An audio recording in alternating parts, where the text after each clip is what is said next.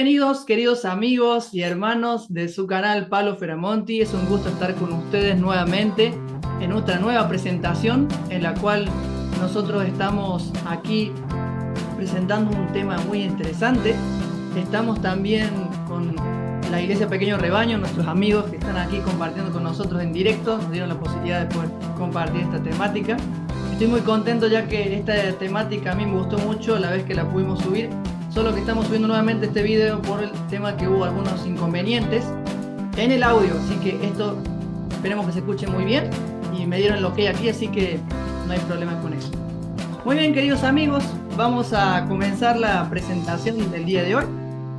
El título que nos toca hoy es Las tres cruces, el mensaje espiritual encriptado.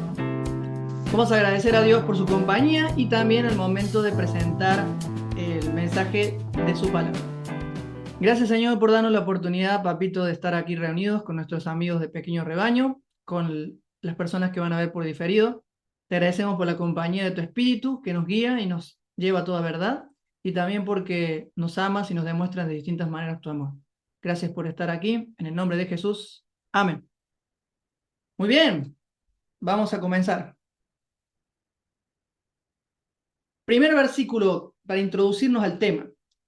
Porque el Hijo del Hombre no ha venido a destruir las almas de la gente, sino a salvárselas.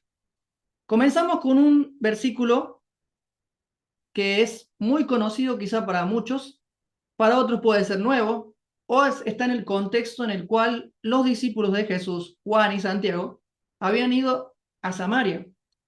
Y el contexto es el siguiente. Entonces, en ese momento, cuando llegan a Samaria, a una aldea de Samaria, los discípulos se encuentran con samaritanos que rechazan a Jesús. Y la manera de rechazarlo era muy despectiva, ¿no?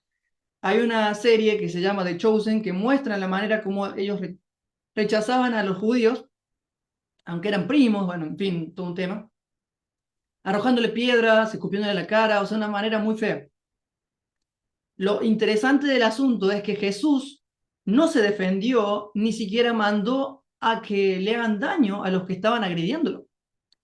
Entonces, los discípulos en ese momento dijeron, Señor, ¿quieres que hagamos que descienda fuego del cielo como hizo Elías y que los consuma?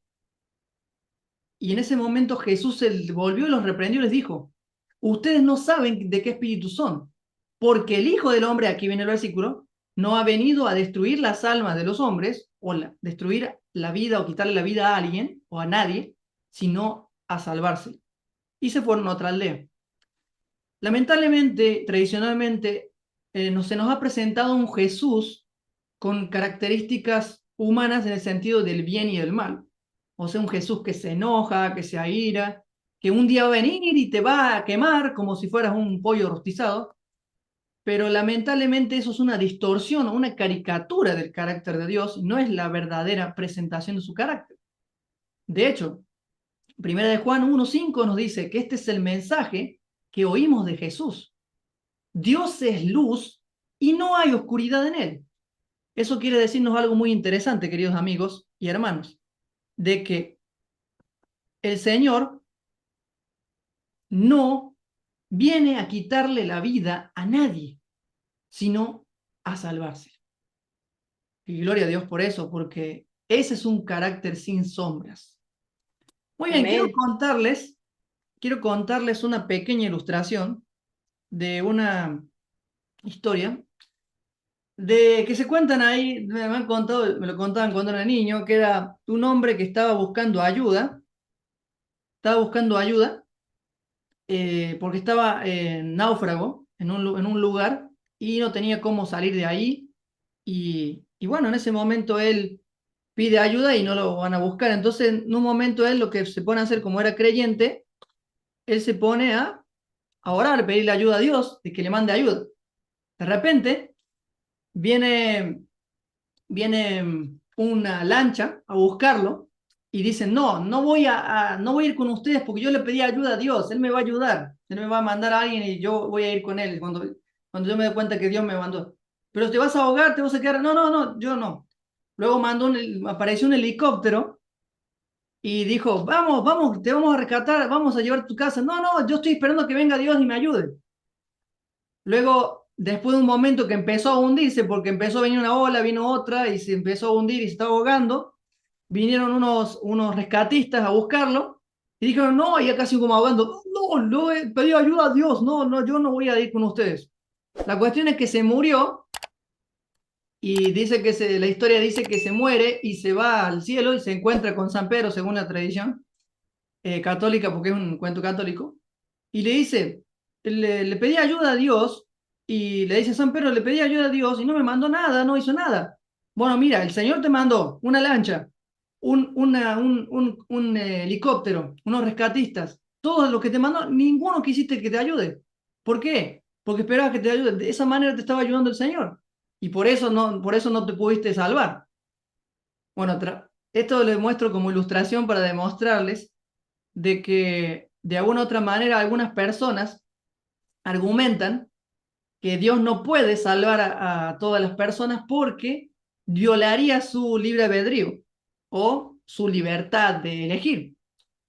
Pero realmente de alguna manera siempre Dios está al control en el sentido de nuestro bienestar y en ese momento Él es el que busca los medios para poder ayudarnos. ¿Ven? Como decir, le mostraba, Él se está ahogando y le pasó todo eso. Pero bueno, en ese momento yo me doy cuenta cuando escuché esta pequeña ilustración de que el ser humano muchas veces pide ayuda y Dios le ayuda, pero no puede identificarlo. Y de esa manera vamos a ver en esta historia de que ahí estaba dispuesto Dios a ayudar a cualquier pecador, pero ese el pecador no quería o no confiaba de que ese era Dios o ese era alguien enviado por Dios. Pero quiero decirles, queridos amigos, que Dios es amor y el amor conlleva a que no te da castigo y no te va a mandar a ningún lugar de tormento eterno ni nada por el estilo. Sigamos. Hoy analizaremos la historia del joven rico. Tradicionalmente se llama Dimas. El nombre que se le puso tradicionalmente al ladrón en la cruz es Dimas. Perdón, disculpen, dije el joven rico, es el ladrón en la cruz. Y su nombre era Dimas. Y se dice también tradicionalmente de que el nombre de su compañero, el otro ladrón, podemos decir ladrón número 2, era Gestas, pero son nombres que se entienden como que podrían haber sido sus nombres. Pero por el momento le llamaremos el ladrón en la cruz. Lograremos conocer otro aspecto del amor de Dios y de la salvación. Muy bien, vamos a leer el siguiente versículo que está aquí en pantalla. Dice lo siguiente. Con Jesús llevaban también a otros dos, que eran malhechores, para ser ejecutados. Cuando llegaron al lugar llamado La Calavera, lo crucificaron allí. Lo mismo con los malhechores. No menciona aquí el nombre de los malhechores. Lo mismo que los malhechores que estaban ahí. Uno a la derecha de Jesús y el otro a su izquierda. Jesús decía, Padre, perdónalos porque no saben lo que hacen. Y los soldados echaron suertes para repartirse entre ellos sus vestidos.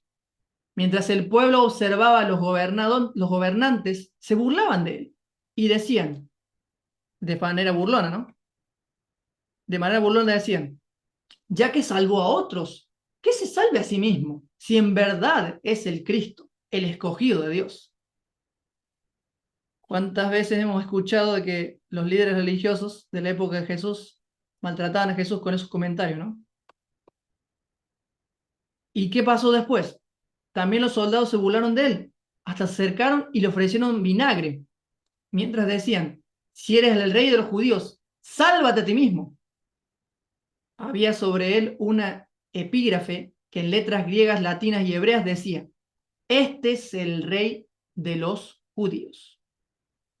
Uno de los malhechores que estaba allí colgados lo insultaba y le decía, este era Gestas, si tú eres el Cristo, sálvate a ti mismo y sálvanos a nosotros. Pero el otro lo reprendió y le dijo, ni siquiera ahora que sufres la misma condena, ¿temes a Dios? Ese es el ladrón del cual vamos a profundizar después. Lo que nosotros ahora padecemos es justo, porque estamos recibiendo lo que merecían nuestros hechos. Pero este hombre no cometió ningún crimen, o sea que era inocente. Interesante. Parece que este ladrón, queridos hermanos, estaba entrando en sí, o estaba tomando conciencia, o teniendo conciencia de sus pecados, lo que él había hecho, ¿no? Lo que nosotros ahora padecemos, repito, es justo porque estamos recibiendo lo que merecían nuestros hechos. Pero este no cometió ningún crimen. Y a Jesús le dijo, acuérdate de mí, Señor, cuando llegues o vengas en tu reino, ¿no? Y acá es la frase clave de esta historia que nos da esperanza. De cierto te digo que hoy estarás conmigo en el paraíso. Interesante frase, interesante declaración de Jesús, que es una de las declaraciones que Jesús hizo al momento de su muerte, una de las 7 declaraciones que hizo Jesús. Entonces ya nos damos cuenta ahí, queridos amigos, que Jesús, hasta el último momento de su vida, estaba ahí para dar consuelo y esperanza a los pecadores. La pregunta será, ¿Gestas también hubiera hecho lo mismo?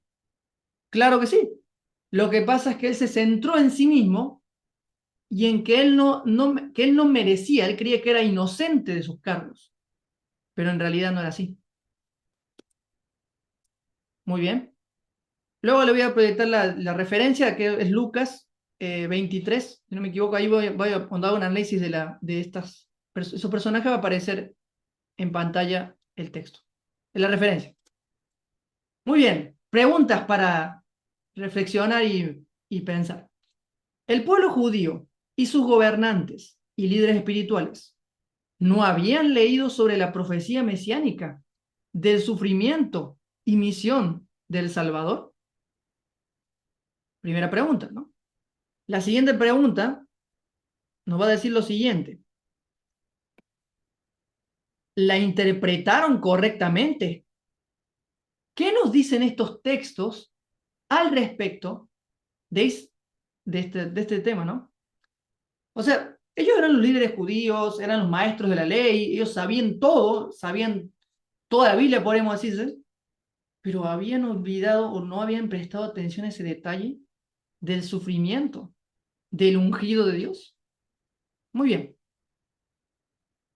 Vamos a la siguiente. A ver si me pueden, ¿no? Isaías 53, 3 al 9. Será despreciado y desechado por la humanidad entera. Será el hombre más sufrido, más experimentado en el sufrimiento.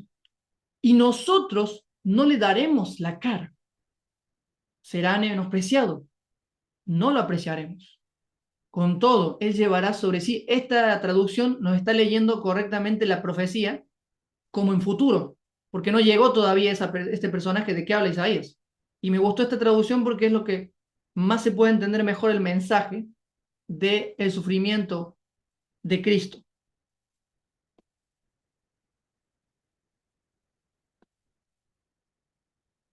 Voy a leerles de nuevo porque es muy interesante cómo comienza. Repito el versículo. Será despreciado y desechado por la humanidad entera. Será hombre más sufrido, el más experimentado en el sufrimiento. Y nosotros no le daremos la cara. Será menospreciado y no lo apreciaremos. Con todo, él llevará sobre sí nuestros males y sufrirá nuestros dolores, mientras nosotros creeremos, dice el texto, o sea, la humanidad pensará que Dios lo ha azotado y lo ha herido y ha humillado. O sea, está diciendo que no es que Dios lo mató, que lo hizo sufrir, sino que nosotros, nuestra cosmovisión, creeremos que es castigo de Dios. Vamos a aclarar algunas cositas con respecto a eso más adelante. Pero Él será herido por nuestros pecados, molido por nuestras rebeliones. Sobre Él vendrá el castigo de nuestra paz. Y por su llaga seremos sanados. Todos perderemos el rumbo, como ovejas, y cada uno tomará su propio camino. Pero el Señor, y nuevamente la cosmovisión pensamos que es el Señor, descargará sobre él todo el peso de nuestros pecados. Se verá angustiado y afligido, pero jamás emitirá una queja. Será llevado al matadero, como un cordero y como una oveja delante de sus trasquiladores. Se callará y no abrirá su boca. Sufrirá la cárcel, el juicio y la muerte. ¿Y quién entonces contará su historia? Si él será arrancado por completo de este mundo de los vivientes y morirá por el pecado de mi pueblo. Se le dará sepultura con los impíos, morirá en compañía de malhechores, a pesar de que nunca hizo violencia a nadie. Repito, a pesar de que nunca hizo violencia a nadie. Para los que dicen que Jesús fue violento en el templo y les pegó latigazos a los del templo de cuando tiró las mesas.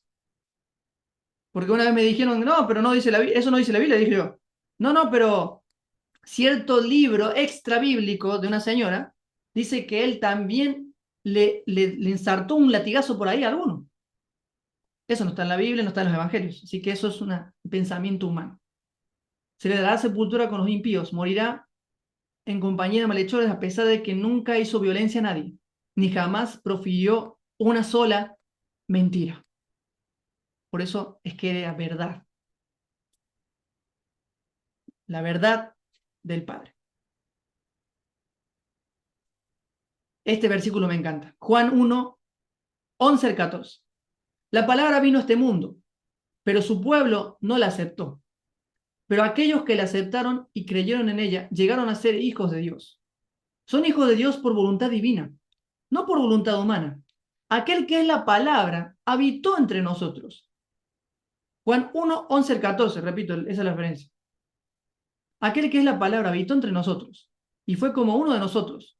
Vimos el poder que le pertenece como hijo único de Dios, pues nos ha mostrado todo el amor y toda la verdad. ¿Sobre quién?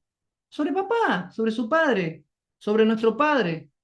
Jesús no vino a mostrar a ese Dios sanguinario del Antiguo Testamento que mandaba a matar niños, mujeres embarazadas y todo lo demás, que es un Dios inventado por la religión de su época.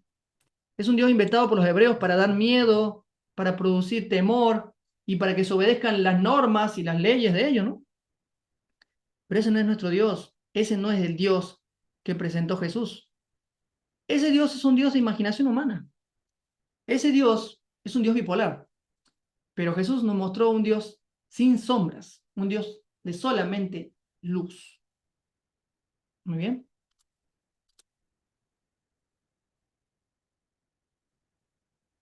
Siguiente pregunta. ¿Esa profecía no se cumplió ante sus ojos? Hablando a los líderes religiosos de la época y a las personas que estaban en la crucifixión de Jesús. ¿La pasaron por alto? ¿Fue por sus deseos de grandeza y el concepto de un Mesías conquistador? La mayoría de los hebreos, en especial los líderes religiosos, esperaban a un Mesías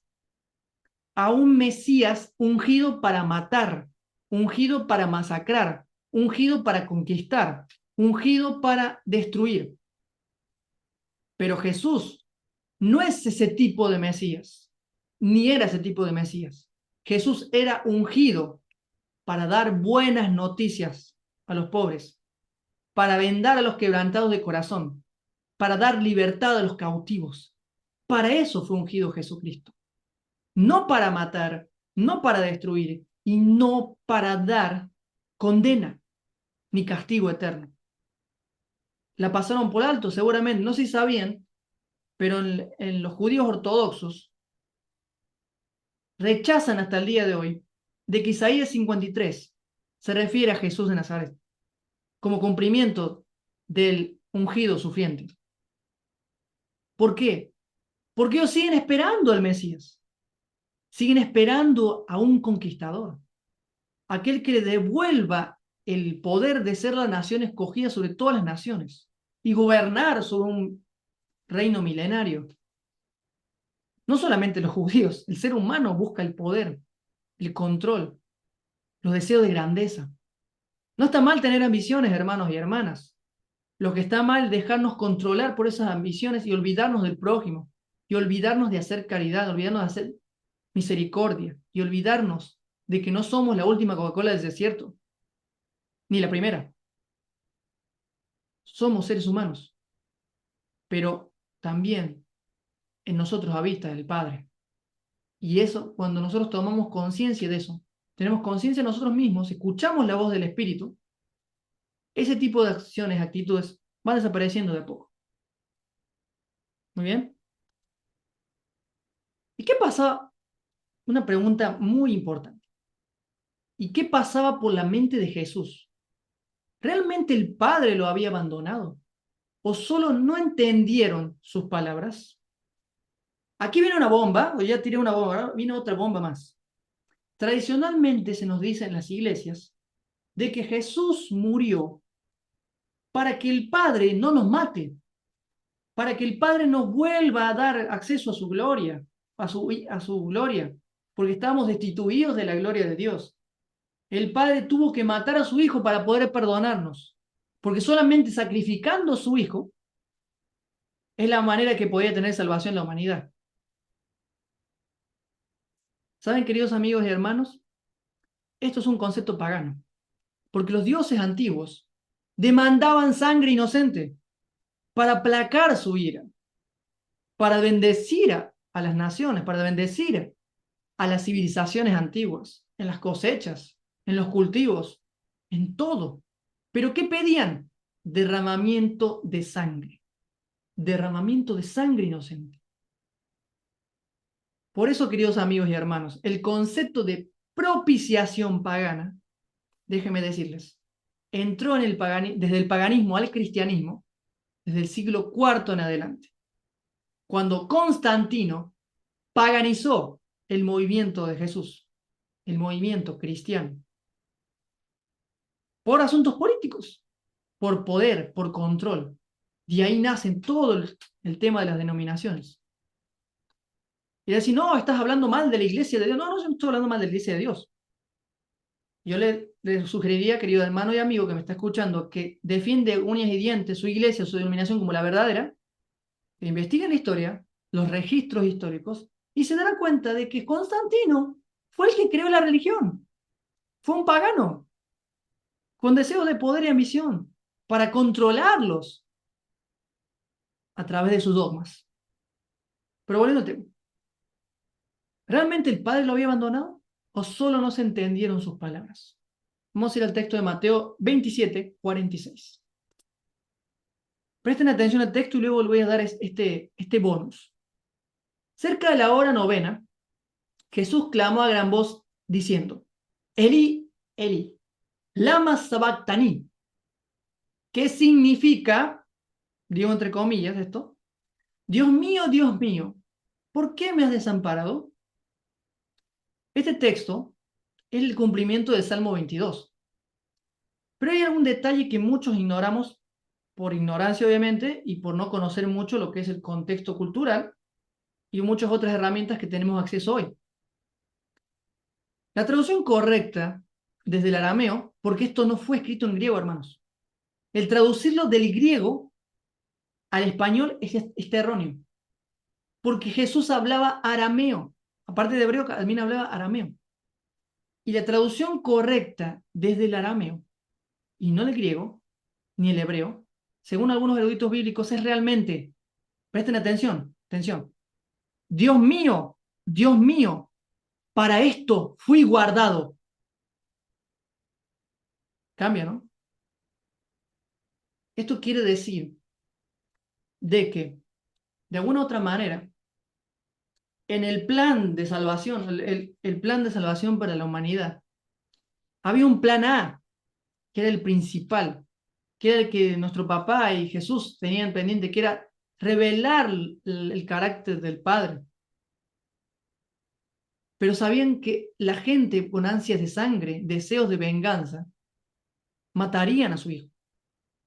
Y es lo que sucedió. Hermanos y hermanas, Jesús no murió para salvarnos. La salvación es abrir nuestra conciencia, es destapar nuestra mente para conocer al Padre. La salvación no está en el futuro, la salvación está en el presente. Aunque en el futuro estará para los que no aceptaron hoy. Pero la salvación, hermanos, si la salvación nuestra depende de la sangre inocente derramada en una cruz para aplacar a un Dios enojado, entonces nuestro concepto de salvación es un concepto pagano. Hermanos queridos, Jesús murió porque se opuso al sistema religioso de su época y porque al morir demostró con tal, con tal brillantez, con tal esplendor, cuánto nos ama el Padre. El amor que demostró Jesús en la cruz fue lo que atrajo al mundo de esa época a sí mismo. Y es algo que muchas veces cuesta entenderlo, ¿no? Porque decimos, no, pero Él cargó nuestros pecados. ¿De qué manera, queridos amigos? Bueno, el libro de Job nos deja algunas pistas y estoy de acuerdo con un amigo con respecto a esa interpretación, que creo que cuando Jesús empezaba a sanar, empezaba a curar, liberaba a las personas de los entes malignos en sus cuerpos, todo eso se transmitía a su cuerpo, a su carne. Y eso simboliza el pecado del mundo. Porque el concepto cristiano dice de que Dios transfirió todos los pecados del mundo hasta el último hombre que vive en el mundo para azotarlo, como leímos recién. Pero es la cosmovisión humana, no la cosmovisión de Dios ni de Jesús. Entonces ahí nos damos cuenta, queridos amigos, de que Él fue guardado para mostrarse como ese cordero que a pesar de que no quería el Padre que muriera, porque lo amaba, así como nos ama a nosotros, fue llevado al matadero. ¿Por qué? Porque el ser humano quería sangre, quería a alguien que pague por sus culpas, por sus pecados. Pregunta principal. ¿Adán y Eva se arrepintieron? No me respondan ahora, después me pueden responder y lo reflexionan mientras los va escuchando. ¿Adán y Eva se arrepintieron de haber pecado? ¿Se podría decir? En ningún momento dice que se arrepintieron. Porque si el arrepentimiento es un obstáculo para llegar a la salvación o para llegar al perdón de Dios, entonces Adán y Eva tenían que haber muerto en ese momento. Tenía que haberlo fulminado con un rayo o mandarle fuego y azufre y quemarlos. Pero no fue así, ¿verdad? Pero muere un cordero. Y el cordero no lo mató Dios, lo mató Adán. Porque Adán pedía a alguien un sustituto. Y acá entra otro personaje. En el Antiguo Testamento hay un Dios falso y unas luces pequeñas, fugaces del Dios verdadero. Y el engaño es tan grande, hermanos, que hasta el día de hoy muchos siguen engañados en eso. Porque Jesús y Dios son el mismo carácter. Por esa razón no podemos pensar de que el Padre sacrificó a su Hijo para poder perdonarnos, porque estaba tan airado con nosotros que tenía que derramarse sangre para poder ser satisfecha su justicia. Y de esa manera poder salvar a la humanidad. No, queridos hermanos, la salvación es liberar la mente. La salvación es que el Espíritu nos lleve a Jesús. La salvación es liberar nuestra mente del falso concepto de que Dios es bipolar, de que Dios es amor, pero también es justo, de que Dios es amor, pero también es justiciero. Eso es la salvación. Y la salvación es una persona, la cual tenemos acceso hoy, todos, no algunos, sino todos. Entonces, seguir creyendo, desde mi perspectiva, de que Jesús murió por nosotros como sustituto, es seguir atrayendo el paganismo en tu vida cristiana. Porque eso es lo que pedían los dioses antiguos. Entonces, Jesús lo mataron por decir la verdad. Como hoy en día muchos han matado por decir la verdad. Pero ese es otro tema. Pero lo importante acá quiero que te quedes con la esperanza y con el mensaje de buenas noticias. Que así como el Padre estaba con su Hijo en el momento más duro de agonía, sufrimiento, papá también está contigo cuando pasas por una enfermedad terminal, cuando pasas por una situación estresante, cuando pasas por angustias, por ansiedad, por pánico. Papá no te deja, Porque papá está dentro de ti. Papá no deja a ninguno de sus hijos desamparados. El padre estaba con su hijo en el Calvario. No le creas las mentiras de la religión de que Dios abandonó a su hijo. Porque si no, Pablo es un mentiroso con respecto al versículo que voy a leer ahora. Si fuera así. Pero como Pablo no es un mentiroso en este versículo que voy a leer, ahí entenderás de qué te trato de explicar. Segunda de Corintios 5, 18 y 19. Y todo esto proviene de Dios, quien nos reconcilió consigo mismo por Cristo y nos dio el ministerio de la reconciliación. Dios estaba en Cristo reconciliando al mundo consigo, no tomando en cuenta los pecados del mundo. Amén. Y nos encargó a nosotros la palabra de la reconciliación. Si tú crees, querido hermano y hermana, que el padre mató a su hijo, entonces este versículo lo anulamos. Este versículo no existe. Apaguemos todo y nos vamos. Pero si tú crees de que a Jesús lo mataron por oponerse al sistema, por revelar a un Dios verdadero y no al Dios falso que creían los judíos de esa época y que muchos cristianos hoy en día creen, entonces este versículo te hace sentido. Esta frase te hace sentido, porque a mí me hace sentido. ¿Qué parte no entendimos que Dios es luz y no hay oscuridad en él? Es un llamado a la conciencia, es un llamado a reflexionar. Y ahora vamos al centro, digamos, de esta temática. Las tres cruces. Ladrón número 1, condenado por sus crímenes y ejercer violencia. Este sería Dimas, o podría ser su nombre, ¿no? ¿Por qué fue condenado? Por ser ladrón y por ser asesino. ¿Quién fue ladrón y fue asesino en el pasado y no fue condenado? No lo mataron. David. David fue ladrón de una mujer ajena. David fue un asesino de un marido de esa mujer. Pero la gracia de Dios se manifestó en su vida porque no murió él.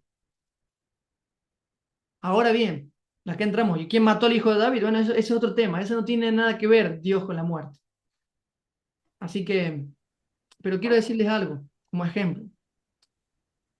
Así como el ladrón puede ser restaurado, como ese ladrón fue restaurado, así hoy en día muchos ladrones pueden ser restaurados. Solamente a través de Jesús, solamente a través de la gracia. Jesús, la cruz del centro. Condenado injustamente por amar y predicar el carácter de su Padre. Solamente ese era su cargo, es su verdadero cargo. Pero según la religión de su época, era un blasfemo, era un hereje y estaba en contra de Roma porque no querían que paguen impuestos. Mentira. Jesús nunca dijo que no paguen impuestos. Jesús dijo, dad al César lo que es del César y a Dios lo que es de Dios. Eso no es decir de que no paguen los impuestos.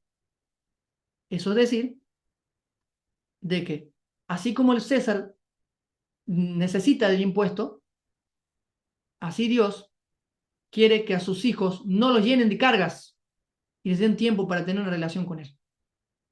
No tiene nada que ver con el diezmo. Si lo llevamos para el tema de la plata, no tiene nada que ver. Solamente la parte de los impuestos. Lo demás tiene que ver con algo espiritual. Jesús siempre habla en parábolas. Recuerden eso. Ladrón número 2.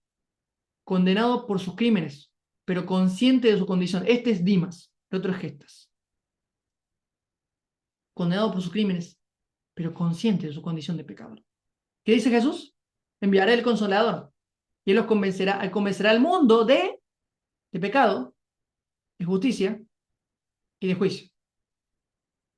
Pero el juicio no es para la humanidad, sino que dijo, el juicio de este mundo es para el príncipe de este mundo, el destructor, ese ente maligno que ha destruido, que ha matado, que ha masacrado y se hizo pasar por Dios en el Antiguo Testamento.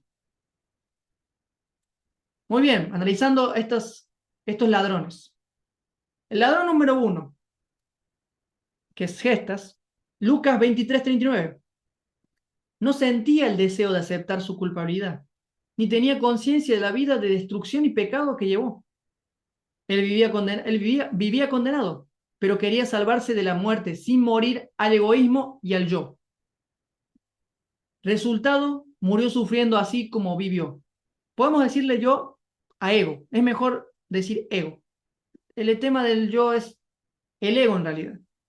Resultado, murió sufriendo así como vivió. No halló descanso en este mundo, ojo, aclaración. No halló descanso en este mundo. No que no vaya a descanso nunca. Rechazando el sacrificio de Jesús, o rechazando a Jesús, mejor dicho. ¿Cuál fue el verdadero sacrificio de Jesús? El haberse encarnado, el haber venido a este mundo. ¿Y por qué le dice sacrificio? Porque él dejó todo, la gloria, de estar allí con los ángeles, todo, para hacerse como uno de nosotros. Para una divinidad, una deidad, eso es un sacrificio. Sentía el deseo, perdón, eso es el ladrón número 1. Ladrón número 2, sentía el deseo de ser transformado, ese Dimas. Creyó en las palabras de Jesús, reconoció su estado de pecado y oscuridad, aceptó en su corazón a Cristo, alcanzó el arrepentimiento, el cambio de mente, murió hallando el descanso para su alma. Entrará al paraíso restaurado cuando Jesús vuelva. Halló el descanso en este mundo de pecado al final de su vida. ¿Y cuál es el último punto? Que no es menos importante, por ser el último. El último punto, la salvación llegó a su vida. Murió en paz. No murió condenado, murió en paz.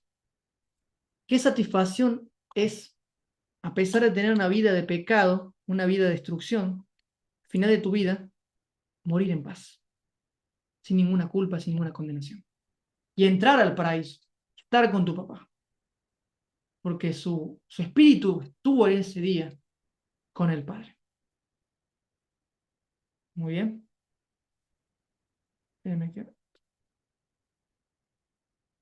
Esta pregunta es muy importante, queridos amigos. ¿Qué desea Dios con respecto al ser humano pecador? El pecador, según un predicador, Paul Washer, dice: Dios odia al pecado y al pecador. Paul Washer habla hoy, pero no ni Jesús, ni los evangelios, ni la Biblia. Ni siquiera en la Biblia hay un versículo que diga que Dios odia al pecador, lo ama al pecador y odia al pecado. En fin, todas son frases trilladas. Aunque la frase de Mahatma Gandhi tiene un poco de sentido. Dios detesta al pecado, pero ama al pecador. Pero Mahatma Gandhi no tenía todas las respuestas, mis queridos amigos y hermanos. Dios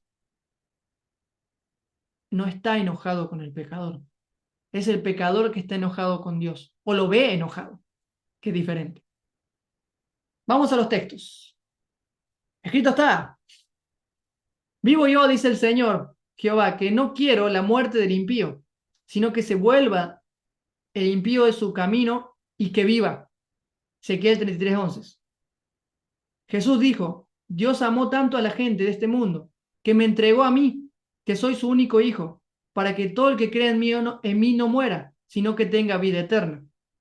Porque Dios no envió a su Hijo al mundo, a este mundo, para condenar a la gente, sino para salvarla. Yo digo amén a eso. Juan 3:16, 17 es lo que dice recién eso. Esto es bueno y agradable a Dios nuestro Salvador, quien quiere que todos, no algunos, sino todos, se salven y lleguen al conocer la verdad, o sea, a Jesucristo. Dios desea la salvación para el ser humano, queridos amigos, no la destrucción. Dios desea la restauración de la humanidad y de las criaturas. El perdón de Dios está disponible para todos desde el principio y hoy sigue estando. Pero Dios es tan rico en misericordia y nos amó tanto que, a pesar de que estábamos muertos por causa de nuestros pecados, nos dio vida ¿Cuándo? Cuando conocimos el Evangelio, cuando nos hablaron de la Biblia, cuando eso. Está en el pasado, hermano y hermana. Nos dio vida cuando levantó a Cristo de los muertos. Es decir, solo por la gracia de Dios que ustedes han sido salvados. ¿Quién dice amén? Amén. La gracia de Dios nos ha salvado. Amén. La gracia de Dios nos ha salvado a todos. O nos salvará a todos en el caso que algunos no hayan aceptado. Porque la gracia es un regalo, no es un sueldo. Si la salvación no es por gracia, perdón, si yo soy salvo y tengo que seguir cumpliendo los mandamientos, haciendo cosas, haciendo lo otro, entonces la salvación no es por gracia, sino es por obras. Y es lo que yo hago, no lo que Él hizo. Cuidado con los judaizantes, que vienen con ese tipo de enseñanzas, porque eso no es lo que traían los apóstoles ni Jesús. Termino con esto. Obviamente esto es una ilustración, yo sé que es un actor, pero me encanta esa mirada, que tiene ternura, compasión y no está enojado. Si yo fuere levantado de la tierra, a todos atraeré a mí mismo. Jesús dijo esa declaración. Pregunta, ¿atrajo a todos a sí mismo? ¿Ya? No, Jesús mintió porque no puede atraer a todos, porque no. Pero momentito. Cuando Jesús murió, lo último que él dijo, Padre, en tus manos encomiendo mi espíritu. Y murió. Ese espíritu, querido amigo y hermana y amiga, ha venido a nuestros corazones y se ha formado la esencia divina en nosotros, o ha despertado la esencia divina en nosotros, que nos lleva al conocimiento de la verdad.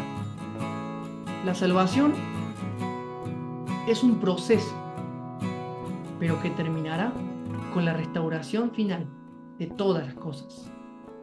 Querido amigo, querida amiga, mi deseo es de que así como Dimas aceptó de que el Señor era el que vino a revelar al Padre y el Salvador del mundo, y muchos otros más, tú también puedas conocer a ese Dios que no te presentó ni la religión, ni la sociedad, ni tu pastor, ni nadie, sino que ese Dios de amor, que no ha dejado de amarte, no está esperando que hagas penitencia en esta Semana Santa, sino está esperando que lo reconozcas, que Él no ha dejado de amarte y que no necesitas ningún sacrificio para estar a su lado y para estar en su reino. Aquí la presentación de hoy, gracias por los que se quedaron aquí en directo, y a los que vieron esta presentación aquí en el canal, en diferido, lo van a ver. Que Dios les bendiga, y quiero decirles que Dios los ama incondicionalmente a todos, inclusive a mí. Aunque soy pecador, como todos nosotros, no soy un santo porque estoy acá, disertando, ¿no? Y también decirles de que si es que es útil esta presentación, que puedan compartirla con sus amigos, con su familia, si les es de utilidad, que suscriban al canal, y también dejen un comentario contando su experiencia y lo que el Señor les ha dicho en esta presentación. Voy a terminar agradeciendo a Dios por esta temática. Gracias, papito, por darnos la oportunidad de compartir las buenas noticias del Evangelio, las buenas noticias de Jesús, y que tú no haces asesión de personas, y que tú quieres salvarnos a todos, y que ya nos tienes a todos en tu corazón.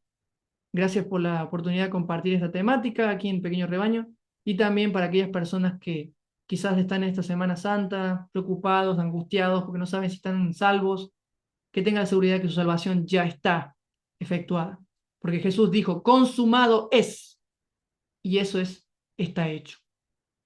La salvación está garantizada para cada uno de sus hijos. Gracias, Señor, por ello, y gracias por estar con nosotros. En el nombre de Jesús, amén. Muy bien, queridos amigos y hermanos del canal, los que están aquí, por mi parte es todo esto.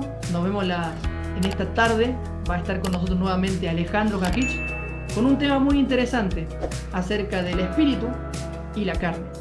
Los veo en esta tarde en el directo para poder estar charlando juntos de esa temática. Recuerden siempre, Dios es amor y no hay oscuridad en él.